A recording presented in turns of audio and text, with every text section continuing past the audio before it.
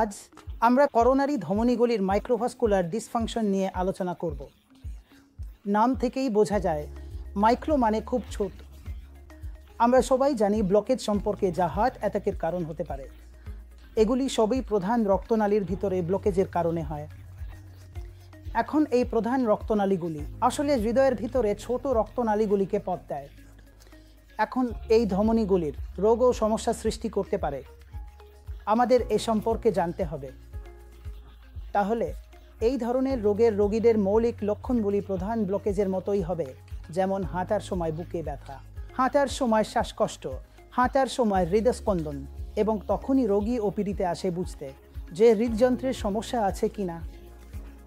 তাহলে এখন এমন রোগীদের ক্ষেত্রে যারা মাইক্রোভাস্কুলারে রোগে ভুগছেন, অর্থাৎ খুব ছোট রক্তনালীগুলিতে, মূলত ইসিজি এবং ইকো স্বাভাবিক থাকবে। এবং যখন আমরা ট্রেডমিল পরীক্ষা করি তখন ট্রেডমিলটি ইতিবাচক হিসেবে প্রদর্শিত হবে। তাহলে যখন ট্রেডমিল ইতিবাচক হয়, সাধারণত আমরা রোগীদের সিটি করোনারি অ্যাঞ্জিওগ্রাম বা করোনারি অ্যাঞ্জিওগ্রাম করার সুপারিশ করি। এখন যখন আমরা এই তদন্তগুলি করি তখন এটি দেখায় যে প্রধান ধমনীগুলি সব পরিষ্কার, এবং মাইক্রোভাস্কুলার সাধারণত এই তদন্তগুলিতে দৃশ্যমান হয় না। কিন্তু এই বিশেষ ঘটনাটির প্রভাব, যা মেনকা বা এনকা নামেও পরিচিত, মূলত এর অর্থ হলো তারা ভবিষ্যতের ফলাফলের জন্য বাড়তি ঝুঁকিতে রয়েছে এবং তাদের ঝুঁকির কারণগুলি পরিচালনা করতে হবে। এখন এই রোগটি মহিলাদের মধ্যে বেশি সাধারণ এবং সাধারণত ডায়াবেটিস, উচ্চ রক্তচাপ থাকা ব্যক্তিদের মধ্যে বেশি প্রচলিত, এবং যদি সঠিকভাবে চিকিৎসা না করা হয় তবে এটি ভবিষ্যতে আরও ব্লকেজের দিকে নিয়ে যেতে পারে। এবং এছাড়াও এটি সংরক্ষিত ইজেকশন ফ্র্যাকশনের সাথে হার্ট ফেলিউর নামক কিছুতে পরিণত হতে পারে। তাহলে এখন এই ধরনের উপসর্গ এবং এই বিশেষ রোগ নির্ণয় থাকা ব্যক্তিদের ঝুঁকির কারণগুলির নিয়ন্ত্রণে আরও সতর্ক হতে হবে। তাদের ঝুঁকির কারণগুলি সর্বোত্তম করতে হবে। এটি প্রকাশ্য রোগ নয়, কিন্তু অবশ্যই একটি গোপন রোগ, যা সময়ের সাথে সাথে প্রকাশ্য রোগে পরিণত হতে পারে, যা প্রাণঘাতী হতে পারে। তাহলে এটি একটি সতর্ক সংকেত, কিছুটা মেটাবলিক সিনড্রোমের মতো, যা করোনারি ধমনীতে ঘটে, এবং এটি ঘটে কারণ রক্তনালীর স্তরটি রোগাক্রান্ত হয়, এবং এই রোগটি ডায়াবেটিস, উচ্চ রক্তচাপ, ধূমপান, মানসিক চাপের মতো ঝুঁকির কারণগুলির সাথে যুক্ত।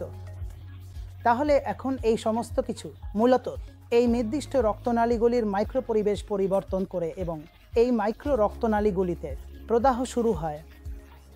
যখন প্রদাহ হয় তখন হৃদ হয় এবং রক্ত প্রবাহ হয় না। তাহলে যখন আমরা একটি অ্যাঞ্জিওগ্রাম করি, কখনো কখনো খুব উল্লেখযোগ্যভাবে রোগাক্রান্ত মাইক্রোভাস্কুলারে আমরা দেখতে পাই যে রক্ত প্রবাহ খুব ধীর। এটি ধীর প্রবাহ ঘটনা নামে পরিচিত। এটি ঘটে কারণ যখন আপনার পাইপটি খুব পরিষ্কার এবং প্রবাহ সম্পূর্ণরূপে ঘটতে পারে তখন প্রবাহ খুব দ্রুত হয়, কিন্তু যখন খুব দূরবর্তী অংশে একটি বাধা থাকে তখন প্রবাহ খুব ধীর হবে। এখন এটি একটি সূচক যে মাইক্রোভাস্কুলারটি উল্লেখযোগ্যভাবে ক্ষতিগ্রস্ত হয়েছে। আগে মনে করা হতো যে এই বিশেষ ঘটনাটি খুব, আপনি জানেন, বিপজ্জনক নয়। না, এটি অবশ্যই বিপজ্জনক নয়, কিন্তু এটি চিকিৎসক এবং রোগী উভয়ের জন্য একটি সতর্কতা যে ঝুঁকির কারণগুলি খুব ভালোভাবে নিয়ন্ত্রণ করতে হবে, যাতে তাদের ভবিষ্যতের ঘটনা সফলভাবে নিয়ন্ত্রণ এবং প্রতিরোধ করা যায়।